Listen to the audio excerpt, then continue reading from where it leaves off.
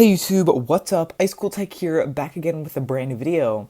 In today's video, we will be taking a look at how the iPhone 7 handles the latest iOS release from Apple, iOS 13.3.1. But before we get into the video, if you are new to the channel, definitely make sure to hit that subscribe button to stay up to date with everything. I cannot believe that we are already getting really close to 600 subscribers. That is truly amazing, and thank you all so much. Also, make sure to check out the iceCool Tech official Discord, link in the description down below as always. And if you haven't seen my iPhone SE full review on iOS 13.3.1 yet, click the iCard right here. Alright guys, let's get straight into the review. I've been running iOS 13.3.1 for the past few days on my iPhone 7, but before we get into performance, however, I do want to point out that my iPhone 7 has a maximum battery capacity of 97% and has never had a restart, as you guys can see right here. This means that my iPhone 7 still has a great battery as well as no performance throttling. So let's get right into the first part, which is general performance. iPhone 7's overall performance has been pretty decent on iOS 13.3.1. I've noticed that apps launch at about the same speed as iOS 13.3 did, and I've also noticed that RAM management has been just as good as iOS 13.3. This means that I've had no reloads after having multiple apps open simultaneously in the background. The iPhone 7 actually runs off of 2 GB of RAM, and the 7 Plus runs off of 3. This means that the iPhone 7 Plus should hold up slightly better. Now, loading up web pages, opening apps, scrolling through email, and playing games on the iPhone 7 still work perfectly fine. The iPhone 7 can handle pretty much anything you throw at it, and it's looking good so far. I hope things continue on improving instead of getting worse. As with the iPhone SE, there hasn't been any major increase in performance, but I haven't seen a decrease either. Now when it comes to system animations, iOS 13.3.1 has had a slightly different story between the iPhone SE and the iPhone 7.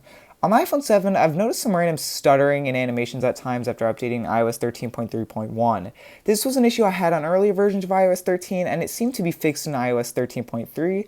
However, I have been experiencing this again. It mostly happens when quickly unlocking and opening the device to the home screen, but sometimes it appears entirely out of nowhere. Affected areas include swiping between pages in the home screen, swiping up to access the control center, opening up apps, and opening the multitasking screen. Other than that, it hasn't shown really anywhere else, and this only happens for about 5 to 10 seconds at a time for me, and then goes back to normal. Now when the phone isn't having these stuttering issues, animations are very smooth. Compared to iOS 13.3, system animations such as force touch on apps or in the control center, opening and closing apps, swiping through pages on your home screen, scrolling through email and web pages, and opening up menus and apps such as settings have been very smooth, and I hope Apple fixes these stuttering issues in a future iOS version, but other than that, iOS 13.3.1 has been very smooth. Now that we've taken care of performance, let's hit on the battery. As stated earlier in the video, my iPhone 7 is running a max capacity of 97% without performance throttling. Battery life on iOS 13.3.1 has actually been better than iOS 13.3. Not by a lot, but it is noticeable. Unlike the iPhone SE, standby time has been great. I've left it off with 98% at night, and in the morning it was 94%. Compared to iOS 13.3, it would have gone down to approximately 89% overnight. With screen on time, you can definitely get a full day's use out of your iPhone 7. This is of course with light to mediocre use. With heavy use such as streaming a lot of video and playing heavy games, you might want to keep a spare charger around with you. Overall, battery life has improved a bit for standby time, as with screen on time, it's slightly better than iOS 13.3, but not anything drastic.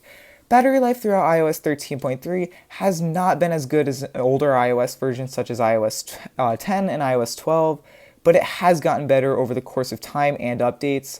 Now I do hope Apple continues improving upon this as well.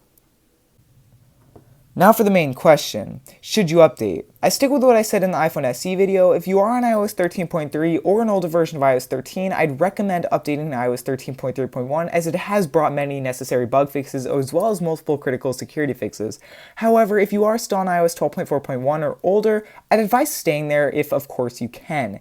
Now if you have an Apple Watch Series 1 or a Series 2, definitely stay tuned for my full review on WatchOS 6.1.2 on the Series 1 coming Monday.